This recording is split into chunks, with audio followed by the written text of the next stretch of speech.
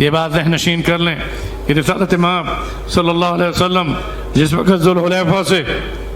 احرام باندھنے کے بعد مدینہ منورہ سے مکہ مکرمہ رواں دوا ہوئے تو صحابہ کرام کی جماعت آپ کے ساتھ تلبیہ پڑھتی ہوئی چلی،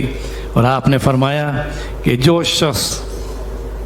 غروب آفتاب سے پہلے اگر احرام باندھتا ہے اور پھر تلبیہ پڑھتا رہتا ہے تو غروب آفتاب میں اس کے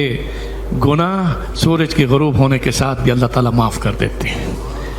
اس طرح سے تلبیہ میں یہ بات ذہن نشین کر لیں کہ تلبیہ کے دوران اگر کوئی شخص آپ کو سلام کرے تو آپ تلبیہ کو چھوڑ کر اس کا جواب نہیں دے سکتے، کیونکہ تلبیہ میں آپ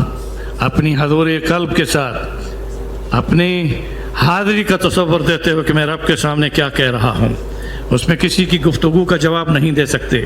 جب تک کہ وہ پورا جملہ نہ پڑھ لیں،